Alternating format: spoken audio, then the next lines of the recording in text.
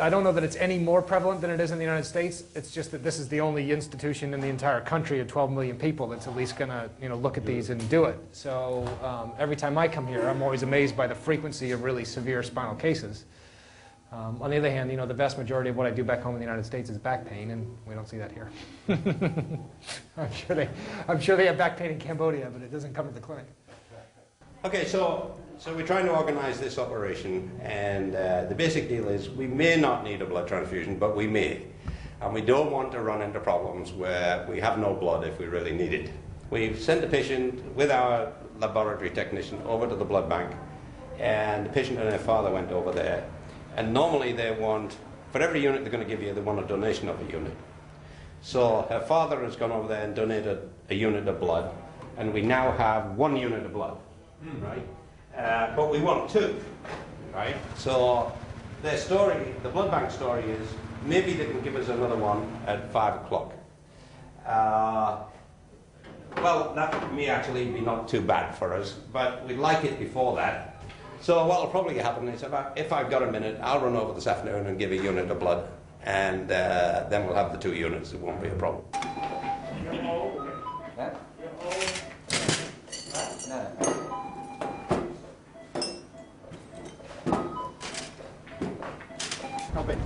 Yeah.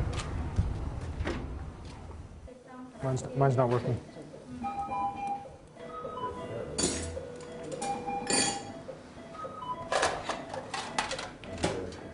And the big difficulty is having the blood when you need it, not waiting till 5 o'clock or waiting till whatever.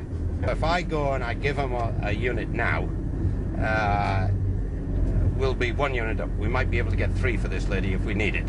But we're sure to need it tomorrow or the day after, right? So usually what I do is when we have some big surgery like this, I get all the foreigners to go and give some blood so that we're sort of ahead of the game. And then if we need one urgently, the blood bank will maybe give it to us. It's a sort of little game we play.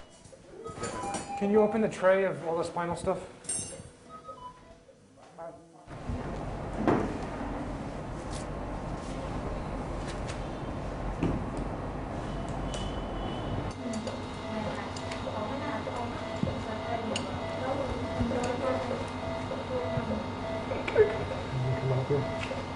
Places.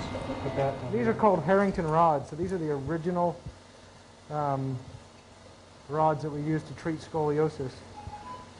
And it's a medical grade stainless steel, and it's a really stiff alloy, and it's difficult to work with. But it's here. When I do this operation at home with all the toys I have at home, I have titanium alloys, I have intraoperative X-ray. I have 1,000 things that make that technical operation so much easier in my hands at home. Here, typically the deformities are bigger, the patients are smaller, the instrumentation is clumsier. It's something that we were using in the United States 20 or 30 years ago, and the entire process is difficult. After a promising start, they run into trouble. One of the hooks needed to anchor the rod into position keeps coming free from the spine. Did we break it? Probably should have a better rod because we have a problem to fix the upper hook. Can you still get underneath there? Each time we try to put the rod in, and the rod just split out the bone. Yeah. Grab the end of this one here.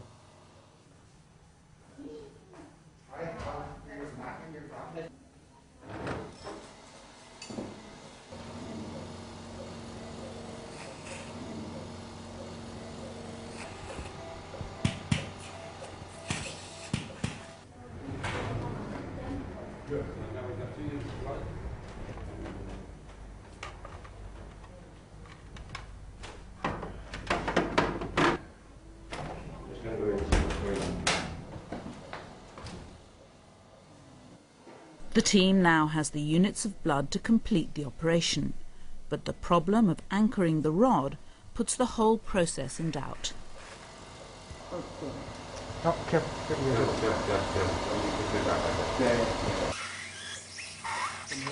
It's useless using this stuff. It really is. It's way too stiff for a kid this size. Yeah. It's way too big. It's the wrong stuff. And it's just the top hook that goes in the trouble? Yeah. The hook fails to take again. Well, you know, the other alternative is that they won't hold, right, is that we fuse that and put it in a cap. Yeah, I know that. Yeah. I don't have much confidence that it's going to work until the last moment that we try to put the hook under. They persevere, and finally the rod is secured in place. The operation is a success. I always have heartburn in these cases until they actually wake up and wiggle their toes.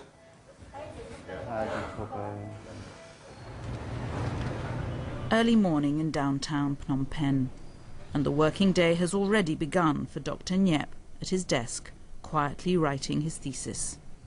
This is a thesis on meningoencephalocele that I operated on Children's Surgical Center. The condition is a meningoencephalocele. It's a outpouching of the lining of the brain, the fluid around the brain, and some brain itself, coming through a hole in the skull and coming out through the forehead onto the face. It's a birth defect thought to be produced by mothers eating mouldy rice during pregnancy and found throughout Southeast Asia. Allowed to go untreated, it seems to be fatal, with no one yet surviving into adulthood. Dr. Nyep has probably had more experience of operating on the condition than any other Cambodian doctor.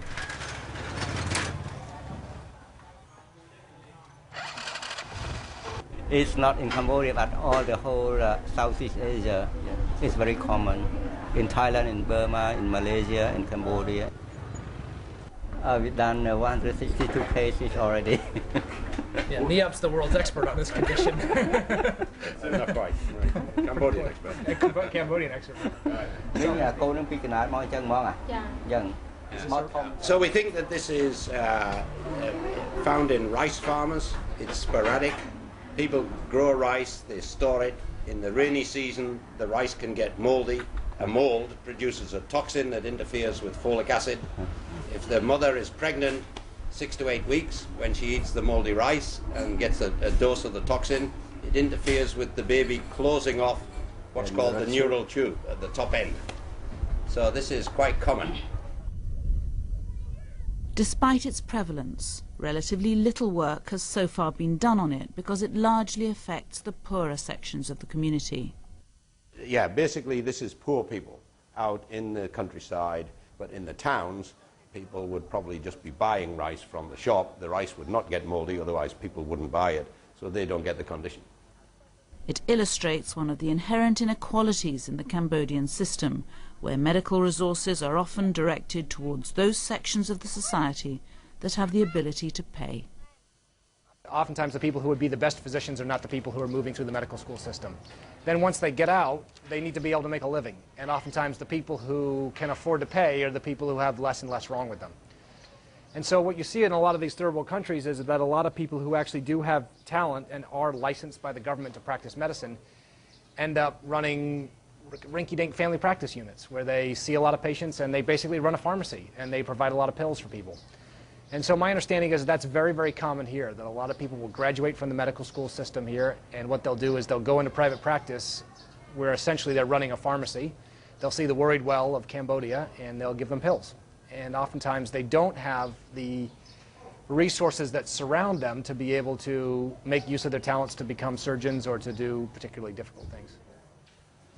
Come on, buddy, you and me.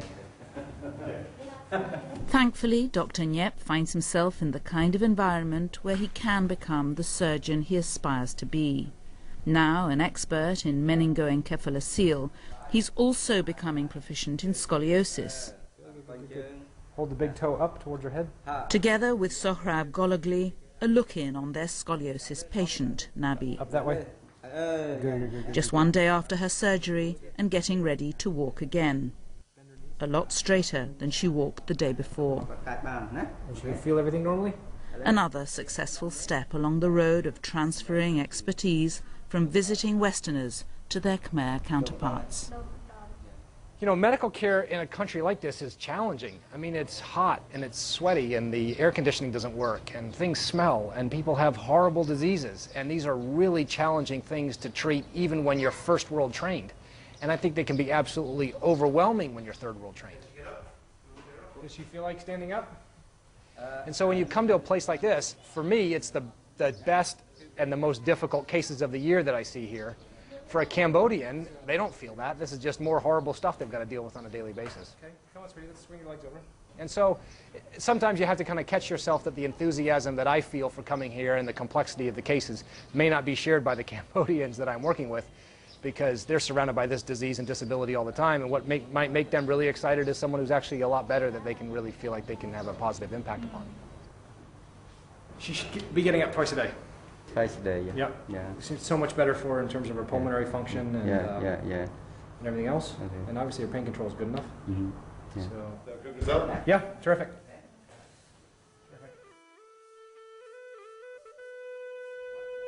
Nong Sakna made a full recovery from his operation to remove his shoulder tumours and returned home.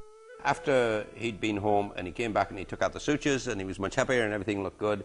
We saw him about a month later after that and he was still happy and everything was going great, and we haven't seen him since.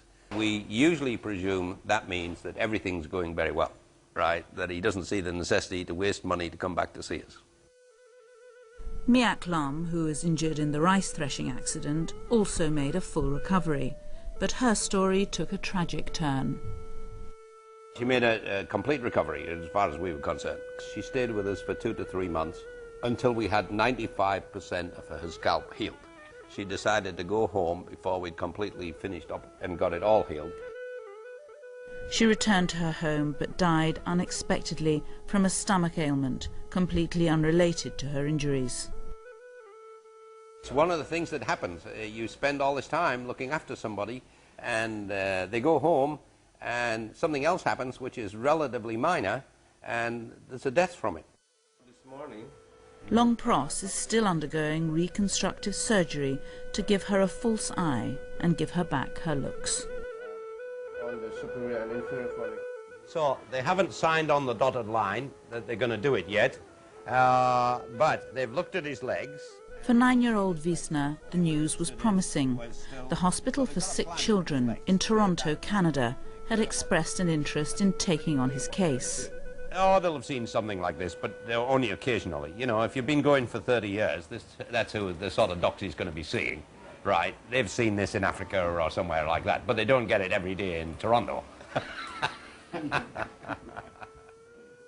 A few weeks after this checkup, he was on a plane for Canada, where he underwent a series of operations on his feet and hands. He's now back in Cambodia, living happily with his family.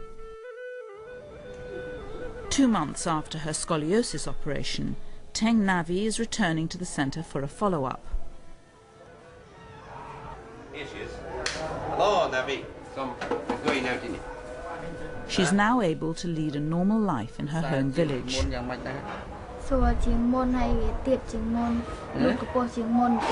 Okay, she said that it's easy for lie down, and then also she got more... And she's tall. Yeah. But what about the other kids in the village? Have they made any difference? Did they used to call her names before? Yeah,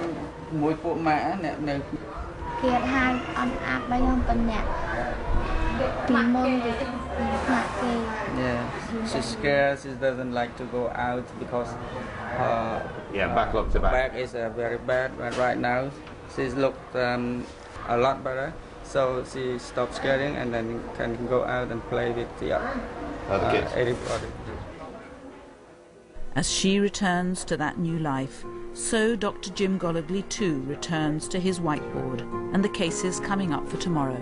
So you see there's 8 patients on, which is a bit much for a Friday, but we have to do those 2 babies first. There's a 7-month-old with a complete cleft lip on the left, and there's an 8-month-old with a unilateral